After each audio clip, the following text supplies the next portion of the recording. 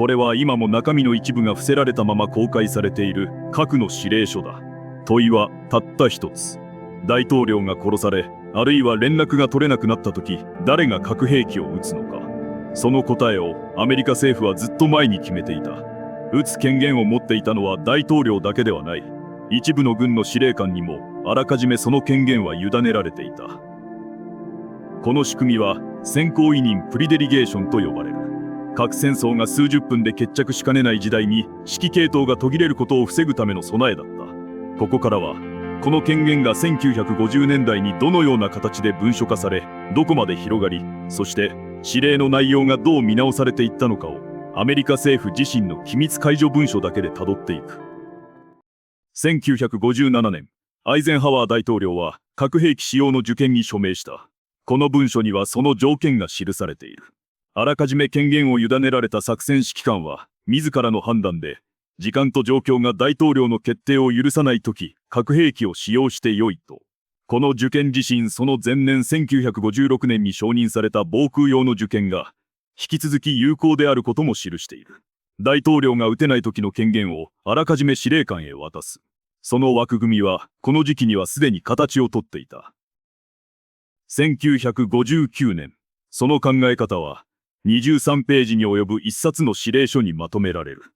表題は、核兵器使用に関する指令。トップシークレット指定のこの文書は、今一部を伏せた状態で公開されている。読める部分には報復の条件がこう書かれていた。アメリカ本土が核攻撃を受けた場合、報復は大統領の命令による。ただし、大統領と国防総省の責任者との連絡が不可能になった状況では、国防長官、あるいは指揮系統の次席が、国防長官の名において核兵器を使用できると。なぜ大統領はこれほどの権限をあらかじめ他者に委ねたのか。会議の記録によれば、アイゼンハワーはこの委任の必要とその危うさの両方を口にしていた。後に国家安全保障担当補佐官バンディがまとめた要約には、アイゼンハワーの一つの考えが記されている。核兵器の破壊力が軍の部隊だけに向かうとき、その使用の判断ははるかに軽い問題になると。その考えは、司令官に一定の判断余地を認めた指令とも重なる。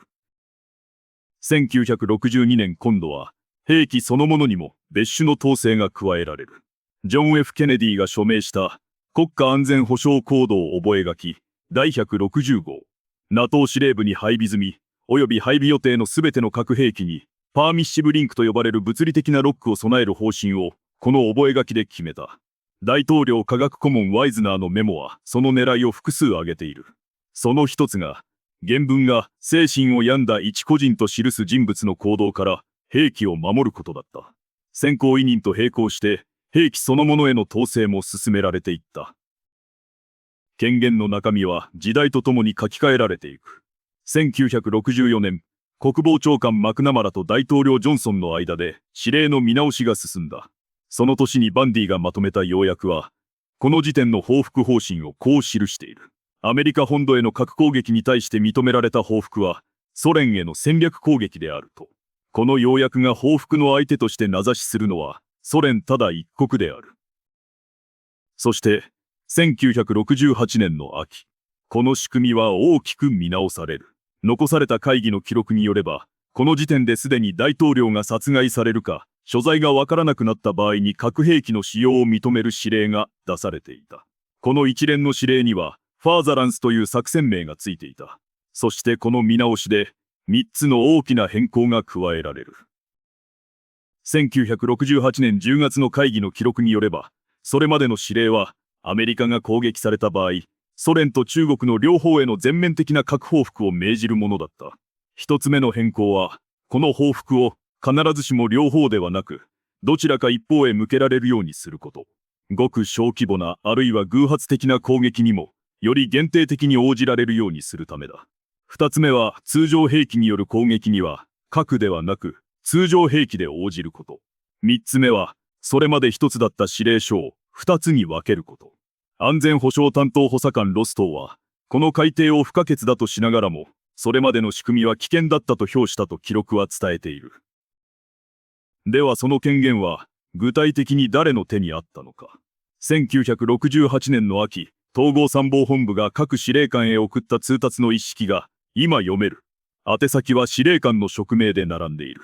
大陸防空軍、戦略空軍、大西洋軍、太平洋軍、欧州軍とその次席、アラスカ軍、南方軍、そしてストライク軍。各仕様の受験はこうした司令部の指揮官にあらかじめ委ねられていた。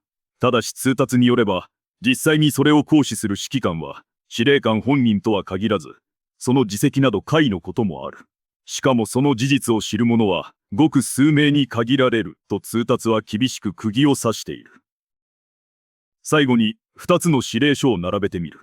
片方は1959年のもの。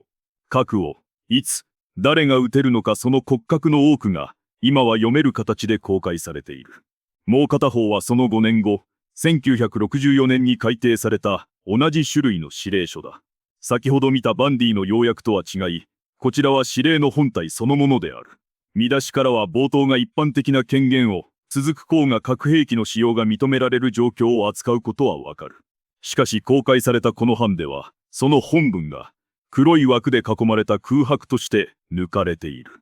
3ページ目には、ただ1行3ページから8ページまで全面的に抹消と記されているだけだ。巻末の付録は、核兵器使用の緊急権限の管理と題されているが、その中身は1行残らず伏せられている。誰がどんな時に核を撃てるのか。この1964年の改訂版では、その核心にあたる部分が今も読めないまま公開されている。